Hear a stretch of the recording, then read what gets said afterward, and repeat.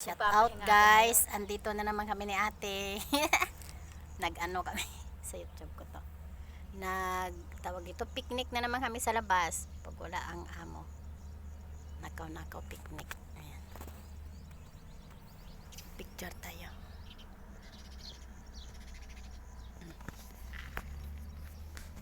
Magkape kami dito oh. Ayan oh, may pod kami labas ko.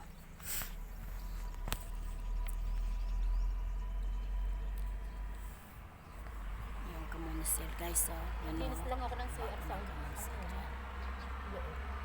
ikaw? Ako hindi ko maglinis ngayon, bukas mamamalansya ako, tutok ako sa plansyahin ko. Maglalantas ako, ayun, tataas na ako, hihiga na ako. Tamang-tama to yun. Abuti ka pa, hihiga ka na? Ay ganon, bakit? Ano oras ka na tulog? Aba di, mag-aalas 2, dahil alauna medyo na sila dumating, kumain kami. Nagaling sila dun sa tapos labas. ganon okay lang na matulog ka ng ganon Bay, oras? pag nakayari ako ng alas 8, nakaluto na ako ng hapunan. Pupunta na ako sa taas. Hindi, ngayon ba umaga, sabi mo matulog ka? Ano gagawin ko? Alam nga, hantayin ko silang magising. Wala ka nang gagawin? Wala na. Pagkayari ko maglampasa, alam mo. Buti ganon. Pag nagising sila, sa kayilipit ang kahihingi din ng mga bata. Ginising ko 2 CR. Alam mo. Nagsinamon din ako nung nakaraan. Kaya matutulog nga ako.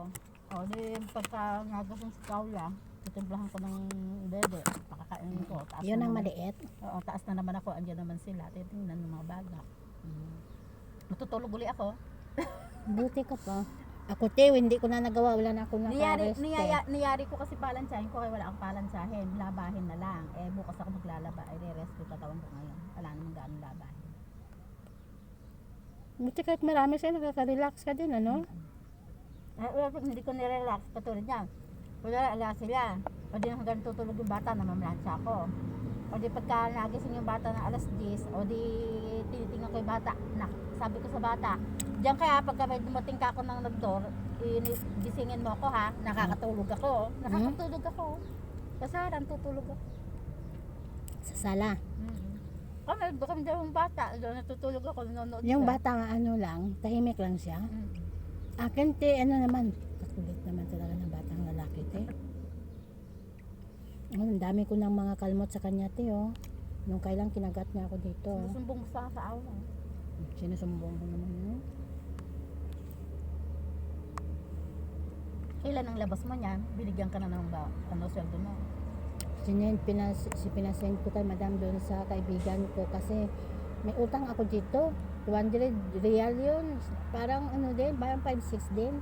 Nakahiram ako ng pera nung ano. Magkano? 200 real. Tapos sinuhulog-hulugan ko.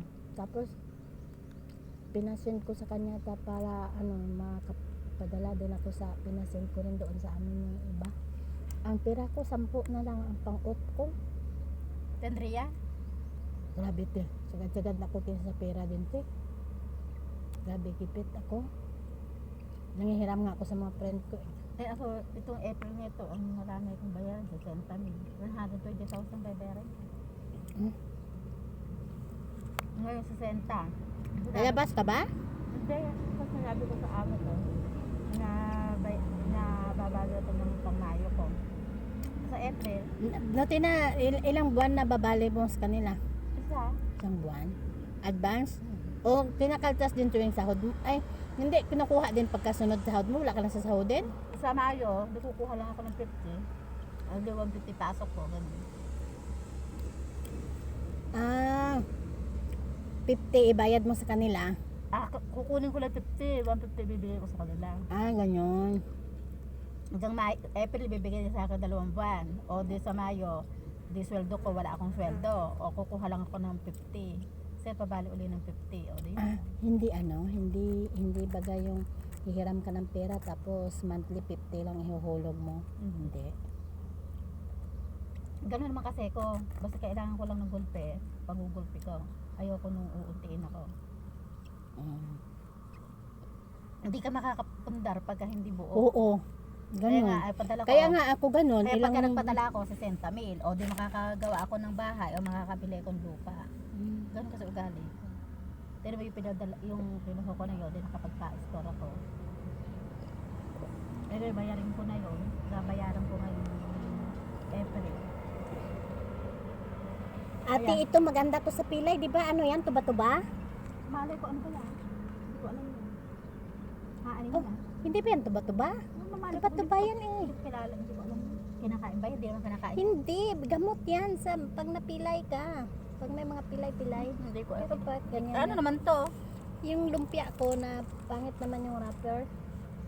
Yung pang Buti marunong ka magaganyan. Buti Ang dami ko bagang alam. Uy. buti natuwa yung amo mo. Oo. Tapos isisend niya lang yan sa YouTube ko. Kung ano ipaluto, nagagawa ko na lahat yun. Napanood ko sa YouTube. Ay, nagaya ko. Yung mga ingredients. Ano suluin. Ganun Ganun lang. ang- YouTube sabi YouTube niya. siya. Ganun ang gawin mo, kasaya. Oh, YouTube lang siya. Pag anong gusto niya ipaluto, isend niya sa WhatsApp ko. Ba't ikaw, di ka pala nagluluto? Ako nagluluto ako, ti. Kaya ti, pag... Amo ko, ako Kaya- lang ako lang ang nagluluto ng mga Kaya manok. ano yung kamay ko, grabe ang manhid Mga ng manok, kamay. ganyan, ako ang nagluluto yung pagkain nila. Ako yun. Tapos hapunan. Muto kong karne. Tapos hapunan Sa na luna. yan. Sa luna. Hapunan na yan, ganyan. Ako. Sa luna, minsan baked macarona. Ganyan ang trabaho ko. Sila ang gawin doon sila magkapatid. Sila ang nagluluto. Mga kapanin. Ako lang ang nag-aasikaso ng sorba. Ba't may kapatid yan? Kapag, oo, matagal na 2 taon na sa akin niya, kaya nagagalit ako, hindi mo man ako dagdagan ng sweldo ko, ganun yung Dito nakatira? pinagalitan ko. Nagdagan ako ng 10, kaya 210. Umabot na ng kulang 30. 30 mil na. Wow. Buti ka pa. Eh sa November, 220 na yon. Kaya abot na ng 31,000. Wow. Abot na ng 31. Yung Laki na ang sahod mo, 220. te. 220 na ako sa susunod sa November. Buti ka Last, pa. yari na ako nun uli 2 years finish contract na ako. Contract mo na. Oo, ngayon, pagka binigay niya sa akin yung 600, 200 na lang kamo yung airport ko. 600 kukunin mo kasi hindi ka uwi. Oo, 660. 660. Oo, 220 kamo na lang yung pang airport sa pag-uwi. Isang buwan yung libre. Yung di ba libre natin pagka nakakayari tayo ng 2 years. Di ba kapag nakayari tayo ng 2 years, may 1 month tayong May 1 month na libre. Ganyan din sila, nagbibigay sila kay Josie. Nagbibigay sila. Kaya meron ibibigay sa'yo pag nakatapos ka. Ng 2 years? Pagka umuwi ka, may bibigay sa'yo yun. Oh. Dahil uuwi ka naman, di ba? Binigyan si Josie. Bukod sa sweldo. Oo, wala lahat Parang yan. ano yun, parang... Yung mga ibang rito kuripot hindi nagbibigay.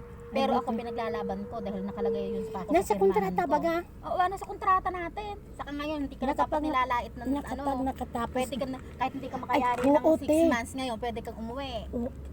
Oo, te. Pagka demonyo ang bang Ano? mo, wala na ngayong Sa batas ng mga ano ngayon, pwede mo na rin silang pwede mo na rin silang ireklamo kapag nilait-lait ka ng Oo. mga ano. Ako, ganyan ako sa inalisan kong nakalagay ano. na ngayon, pwede na. Oo, may batas na din dito. Tayo, meron tayo pagkakataon. Kuhan kami ni ate. Ay, langaw. Nakapaka pa. Kuhan kami. Kape tayo guys. Pang YouTube ko, may YouTube channel ako. Subscribe mga ako te. Hindi ako nagaganon ka. Nanonood ko lang ng Facebook. Katulog ako pagka nangyari ko yung mga anak kong tawagan o i-chat matutulog na ako. Hindi nga nakaparamdam si Josie ngayon, na busy siguro yon nung kailan nagtatawag siya sa akin.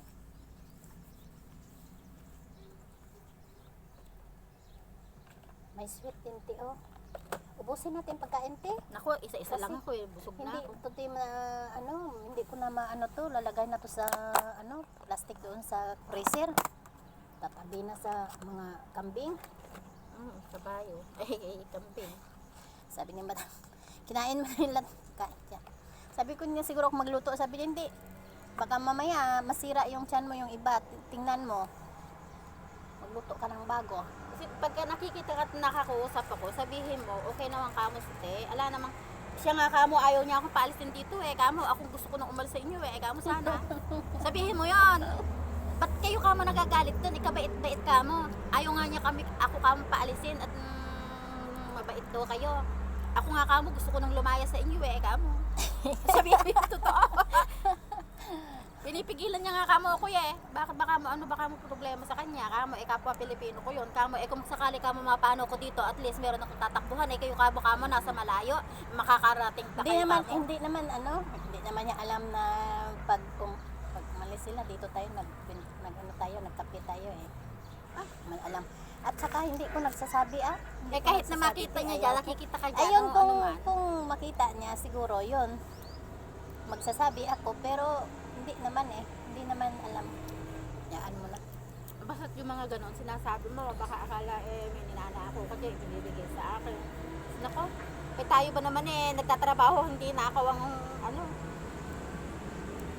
Nakaw? Hindi ko yun ugali. Oy, grabe. Ano ba ang kinuha mo dito? Dumaan ako ng Saudi. Ano ba kinuha mo dito? Magnanakaw para ikulong? Nako. Dumaan ako ng Saudi ng 2 bisis. Grabe nga yung pag-checking lagit sa akin nung pag-uwi ko ng 2019 na to. Kala mo ba pinahuputubad ako sa CR at tapos pinadukot pa yung harapan ko. Baka akala may alahas kong idinoko siniksik doon. Ano namang nakawin ko alahas doon sa amo ko yon.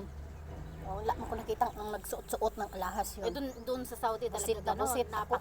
Napakarami kasi muntik pa ako naiwan sa airport nun. Bakit? Katagal? Pati cellphone ko pinakialaman. Tinignan. Oo. Mga pante na yung parang inano mo, parang nilukot-lukot mo ba ng maliliit na para lang pagsisikin mo doon sa nila. Ay nako, pinabuklat pa lahat yung winagwag yun. Tapos inayos ko pa, muntik pa kong maiwan sa eroplano. Ganyan din ako noong bago ko may sa bahay nila, niwagwag lahat. Oh, gano'n nag-chicken lagid sa akin. Tapos pagkatapos may nakita, may ninakaw ako, wala. Palibhasa mayaman sila. Tapos pagdating ko, Akala hindi naman naman mayaman ng amo ko. Pagdating ko sa Pilipinas, tawag yung amo ko. Sabi niya sa akin, magbalik daw ako kasi sabi ng mga anak, magbalik ka kasi gusto ni mama, nagbalik ka. Ayaw ni mama ng mga katulong dito, ibang lahi. Ay nako, ayaw ko na ang ginawa niya sa akin, hindi na ako nagbalik, sabi ko. Tapos pababalikin, ang grabing trabaho mo yun, patay ang trabaho, wala namang dagdag ang sweldo. Wag na, sabi ko. Hindi ko ba nagbalik? Ilang bisis patawag-tawag sa akin yun. Ay, nako. Ako naman, nang ginhawa naman ako doon. Hindi ako nagluluto, yung amo ko na yun. Naglagayad lang ako ng sibuyas. Bawang, ako naglilinis. Tapos, iilan lang naman sila, 5 lang sila. Ginhawa lang na plancha. Dito mahirap. Marami ko pa na plancha dito, 3 krits. Although mo pa pinaplansya. Ay ko. Yung kapatid kasi niya, 2 beses sa isang buwan. Full naman yun. So, di ka 2 linggo, full punong-puno. Yung mag-asawa at 4 na araw bago magpalaba. O punong-puno din yun. 14, 13 naman yun sa lalaki. Ang malakas ng mga bata, araw-araw, punong-puno. Oo. Ganyan din sa akin. Yan ang araw-araw kong pinaplansya. Ngayon, kaya pag kumisa naiipon, yung nagkakasabay-sabay na. Hindi ko nilubayan na hindi ko niyari kahapon. Niyari ko. Buti ka hindi masilan sa mga pinapalansa. Masalan da. Talagang pinagbubuti ko naman. Dahil basta yung Tricia, magandang na. Yung pambahay, pagka sila nagalit pa naman sa pambahay, ay, baka lang sila sa buhay nila. Nga, nagpuisip na ako, dalhin mo na ako sa labas yan. Kaltasan mo na ako kung tenderian, hindi doon ubrat, ang pangit doon sa labas. Nagagamit sa akin. Unti-untiin mo na lang, sa akin ang amo. Oo nga, no? Kapag binabalik-balik sa'yo na hindi yung ibinigay, sabi ko, ibigay ko na lang sa'yo kakatenderian, bilagay mo na ako sa labas at ako'y pagod na sobrang nakakuhirap ko, ang sakit-sakit na ng mga katawan ko. Unti-untiin mo na lang, mayayari mo din. Kasi nga, doon pagka ginanon ng plancha, may andun yung wasak na plancha, sira. Ako hindi ako nakakasira ng damit. Sa labas mayroong nakaano na yung plancha, man doon na nasusunog. Bibigay sa kanila, sunog na. Thank you for watching.